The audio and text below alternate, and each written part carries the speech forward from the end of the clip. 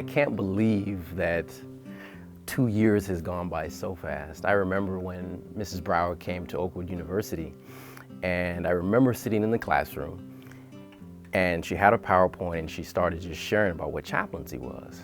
But later on that evening after presentation, I realized that chaplaincy was something that God had called for me. And now here it is 2 years later, and it's like, it's time to graduate. And time has just gone by so fast, but it has been a wonderful, wonderful experience, and I hope to share that with you. A typical day for me in the hospital would start early as 5:30, and I would take that time to prepare, and by 7:30, 7:45, I found myself actually going to the hospital. The cool thing about the hospital here is there was a devotion with the entire team. So we would have a devotional book, and from that devotional book, we would try to bring some sort of spiritual theme to unify us, because we never knew what we were going to face that day.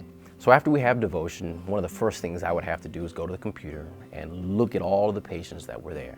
What we tried to do is we tried to see the patients who hadn't been seen yet. First I thought, it's just the chaplain and the patient and the family members. But it is so important to be in tune with the staff. A chaplain is always ready to make himself available. So I would find staff members sharing with me how they might be going through tough times, how I need to pray for a loved one that they lost. This was very, very valuable to me, because once I realized the unity within the staff actually empowered me as a chaplain.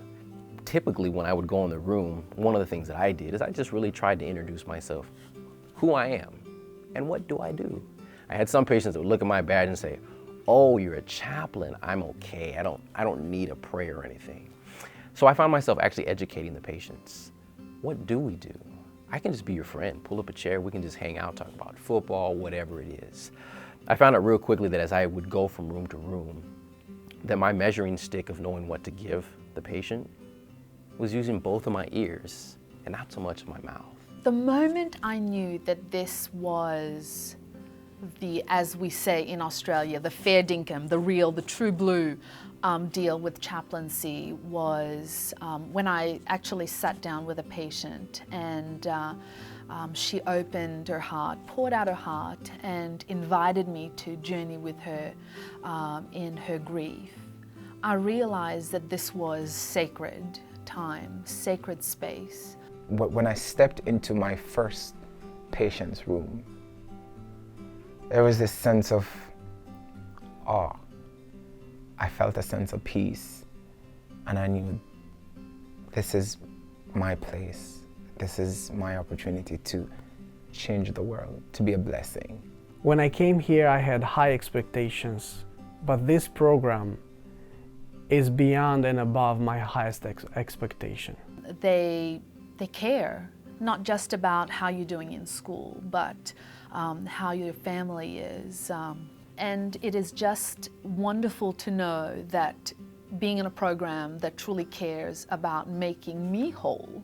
You can become a hospital chaplain, a university campus chaplain, a prison chaplain, police chaplain, army chaplain, and so forth. If you're just getting started, or if you're even just thinking about it, I'd simply say, if you want the experience of a lifetime, spend 2 years in this school, in this course. It'll never be the same.